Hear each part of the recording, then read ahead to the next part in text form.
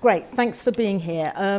So the book that we're going to discuss, I've got the American version, so it's got a different cover. I think we're too shallow to just take a book with no picture on it. So this is the American book, Perfection. I'd like to thank you all for coming, and I really want to thank Jacob for recommending this book, because I think it's a really interesting book. It's one that I've only recently discovered, and I think it deserves a wider readership. And so it's great that we're discussing it here, delighted that we're discussing it here. The book is the fourth novel by Vincenzo Latronico. I've got to say it right, Latronico. It was written in 2022 and published in Italian. He's an Italian author, it's his fourth book. But it really only got a wider impact this year when it was nominated for the International Booker Prize, because it was translated into English. And once it was translated into English and it got nominated, then it has been more widely discussed. The judges of the Booker Prize, they said it is a pitch-perfect and profound account of the existential malaise of millennial life. Don't you just want to read it? They also said it's a lean and agonizingly well-observed catalogue of contemporary concerns, from late capitalist enslavement to modern love, from soft furnishings on Instagram to the metaphysics of Western guilt. So it was kind of really taken on by the International Booker Prize. It's a pretty slim book. I think it's about 120 pages. So I'm hoping some people have read it, unlike Ulysses, where I was hopeless. But this one, some people will have read. It is, I think the more you go into it, the more you think about it, you realise it's quite a master class in modern writing. So the book raises key questions, which I think are relevant to us today. It starts with a sort of sense of where do we belong? How do we define ourselves? How do we live authentic and meaningful lives? That's one of the very strong themes of the book. And why does happiness seem so elusive? I think that's also very important. The book was originally came out of the pandemic and Instagram. Those are two key things. It was written during the pandemic, and Latronico describes how he joined Instagram because he was bored in the pandemic. And he started looking, scrolling through Instagram, and he realized that he was repeatedly looking at the same images again and again. And obviously it's the pandemic, so it's all interiors, everybody's own home, and he's looking at the same thing. And he saw the same sunlit breakfasts, curated bookshelves, verdant houseplants, flat whites, all these kind of images. So first of all, he was overwhelmed by the sameness of it all. But what was more important to him was that he realized he was looking at his own apartment, that all of these images were the thing that he felt he had so carefully curated, and his own originality and his taste had, forced him to, he had created it, but in fact, his taste was the same the world over. And the social media images had kind of, the social media had sort of flattened his life, and in fact a generation's life, into the samey, mind-numbing content. And that's kind of what he sort of experienced and thought it was very strange. So he was in a bit of a funk, and this didn't really help his funk, but he was, he thought, well, I could try and write about modern life, and he's decided to take on the exercise of rewriting for modern times this book, which is, I highly recommend as well, Georges Perec's book, Things, A Story of the Sixties, which is very good, which is a book that he thought, well, I could take this book, which tried to capture the zeitgeist of the 60s, it was written in 1965, and he would do what he described as a pedantic exercise of just rewriting the book for a modern era. And he sort of says, well, what if it was written now?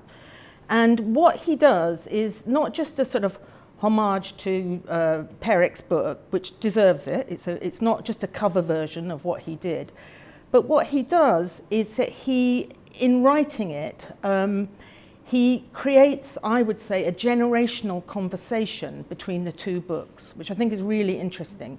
It's almost like he's having a dialogue with the past, almost unintentionally, because he sticks very, faithfully to the book, but he's having a dialogue with the past to capture how values and aspirations have changed over the last half century.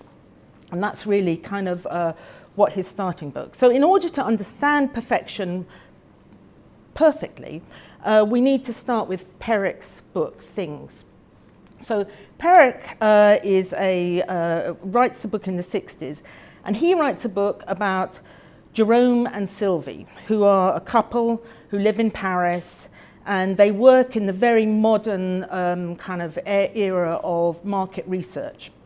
And they consider themselves very lucky because they're super bohemians, and they're not bound by the whole 9-to-5 monotony. They have this sort of bohemian freedom, and they are obsessed with consumer culture. That's kind of what Perec was writing about. And in his book, they too they're never satisfied, because they're always in this constant yearning for sort of more and more goods. Their desires are fueled by advertising and consumerism. And everything, and this is really interesting, I think, in the way he writes the book, that everything we know about his couple is filtered through the objects they desire. And so it's not a book that is written about the people, it's written about the objects. It kind of starts as the objects and the things they desire. So the opening scene of his book is a detailed sweep through their apartment, or you think it's their apartment, but what you realize for them is it's an advertising section in a magazine, and this is the kind of apartment they would like to have, because they are obsessed with advertising. And it's, beautiful light-filled things. They have various things that they're interested in, whether it's a coveted rug. It's very much the 60s, so there's a coveted ashtray, which is very important. Unknown to me, French apparently coveted British-made shirts. And they have this sort of objects that they become completely obsessed with, and these objects come to the fore and the couple get put into the background, and so you understand their world through these objects.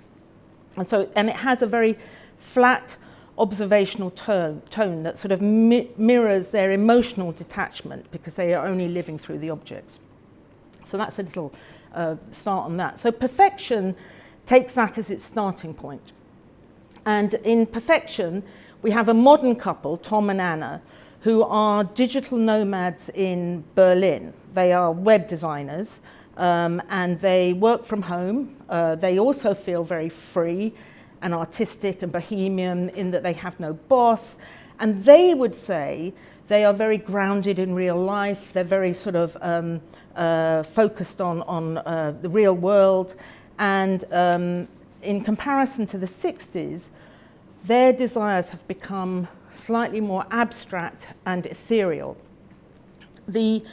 What they're focused on isn't so much consumerism, but they're focused on curating an aesthetic experience. It's a curation of images. It's a curation of creating perfect images.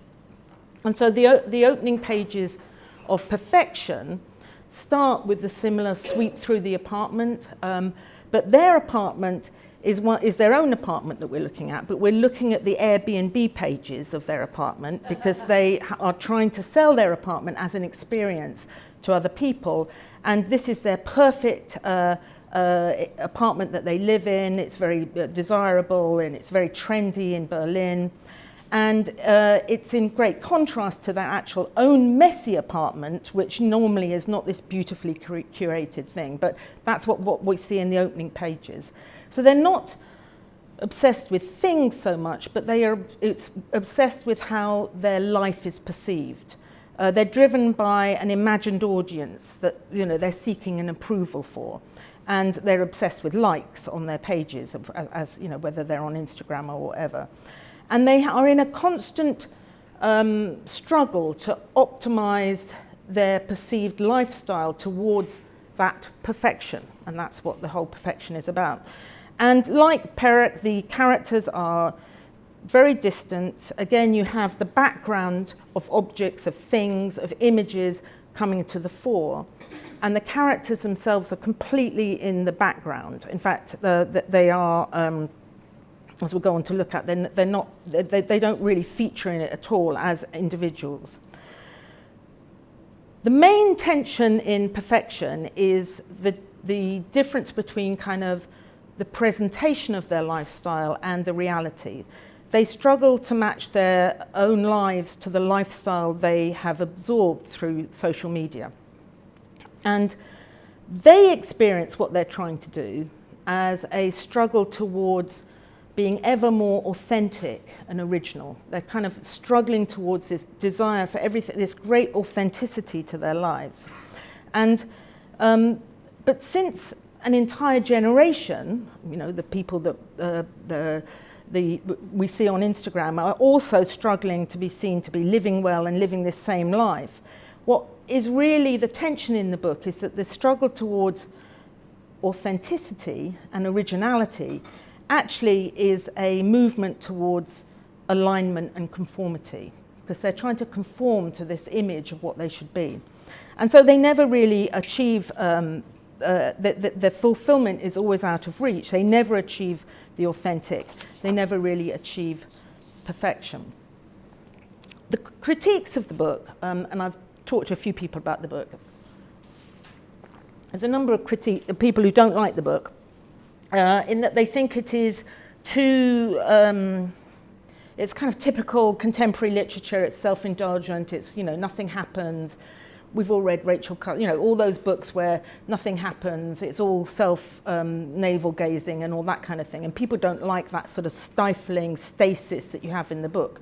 But in this particular book, it is utterly brilliant, because the sort of ennui that he is describing is intentional, and it reflects the world that Latronico is observing and telling us about.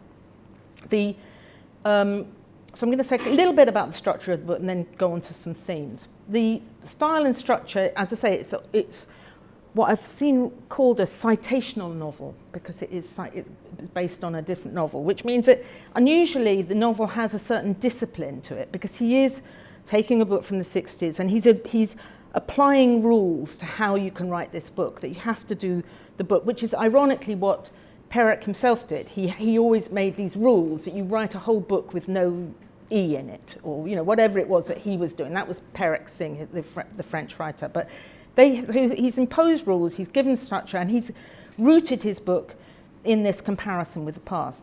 There is no dialogue in the book. Those of you who read it will know this. It's pure exposition. Tom and Anna, the characters in his book, are never discussed as individuals. They're always this sort of composite figure. They could be anyone. And they are anyone because they represent an entire generation. There's no inner conflict. It's true, nothing much happens. The whole thing is very detached and distanced. And it feels like it's one of the best things I've read, because it feels like being online. It's kind of got this feel of nothing really happens. It's all just content.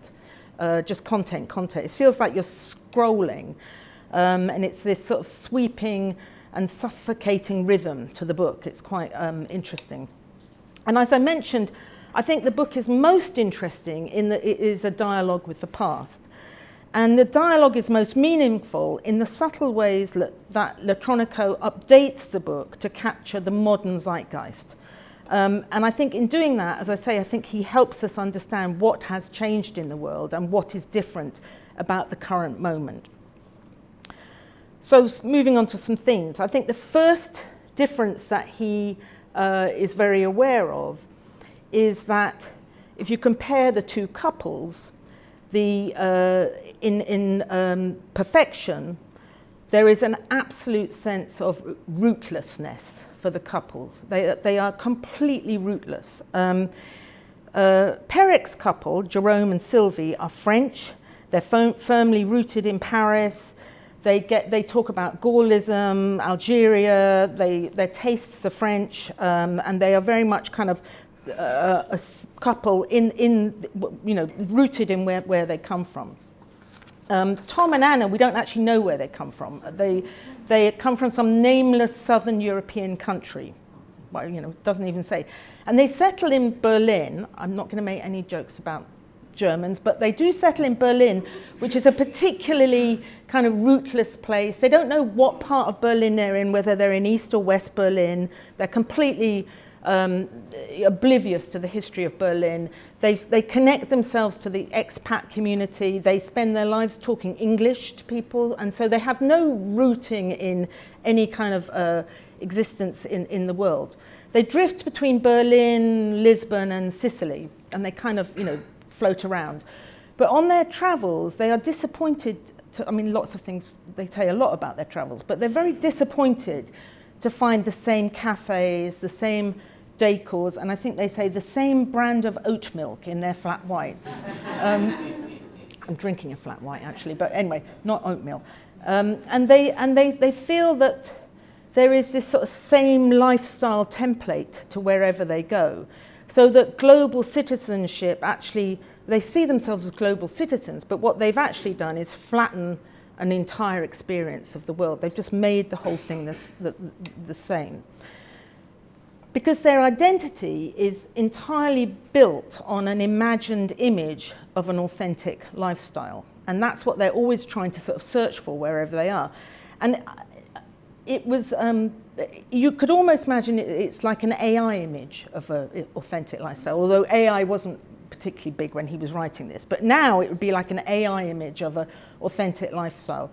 But since it's not grounded in any kind of real culture, or real tradition, or any kind of community, they have no sense of where they're coming from.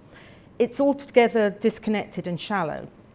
So ironically, in their struggle for authenticity as an end in itself, it's a means by which this whole generation becomes disconnected and inauthentic. They've basically, in discarding their past, they've abandon everything that would make them different and unique. And I think that comes across really strongly in the book, that you're just kind of like, well, they're almost like they're completely disconnected. And so they're not rooted, they're not anchored with any kind of internal compass, and authenticity, which is such a stupid word anyway, but authenticity becomes just another aesthetic. It's not anything real, it's totally unreal. So that's one difference, I think, he explains very, very well. The second difference is that there is a complete hollowing out of politics. That if you compare the two books, another difference is how the couples get involved in politics. In Perec's book, the couple do dabble in a bit of activism of the 60s. They kind of realize that politics matters. They take sides in the sort of anti-fascist, you know, they're into Sartre and all that, and they kind of are aware of the Algerian war. It's limited, but it's not nothing. And in fact, they experience their involvement in taking sides in anti-fascist activities as a bit of a relief from this kind of cycle of desire and acquisition and dissatisfaction, which sort of shapes their consumerist lifestyle. And they also have their moments of being a bit more grounded. They go to Tunisia to sort of have a more meaningful experience, but they realize that their obsession with consumerism is faintly absurd when they spend times in poverty-stricken markets in Tunisia. So it's kind of, there's a sort of relief there. Tom and Anna, in contrast, would call themselves socially aware, but their awareness is aimless, it's indiscriminate, and they end up being totally impotent. For Tom and Anna, political and social events are just experienced as content, just utterly just content. And I was going to read this passage. I thought there may be some people who might not have read the book, just to give you a sense of the way that they experience being socially aware. So this is a bit long, but hopefully it'll give you a sense. So this is them talking about, you know, how they're so socially aware and connected to the world, and this is what they experience. You've got to remember, this is written sort of around the 2019-20 time, and you've got to think what the memes were at that time. You may not remember them all, but it goes like this. He goes, An egg becomes more famous than the Pope. A highly contagious virus rages through West Africa. A billionaire poured a bucket of ice on his head. A fashion brand exploited East Asian sweatshop workers. A young woman recorded all the times she was catcalled. 2 African Americans were killed by the police. A man went around filming first kisses. A plane vanishes en route to Beijing. A woman was beautiful. An apartment full of plants was beautiful. A vegan quiche was beautiful. A child needed money for chemo. Time disappeared. And I think that kind of passage is just that sense of how everything just floats in front of you. It's absurd, and there's just no discrimination in the good sense of the word. They are utterly undiscriminating in the way that they experience the world.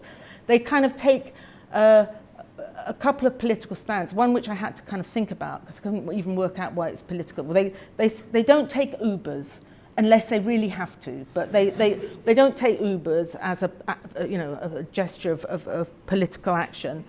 And they also don't eat tuna, which I had to ask some of my friends about. I was like, why do you not eat tuna? And whatever it is, overfishing, somebody said. But they don't eat tuna. Those are their 2 main political acts.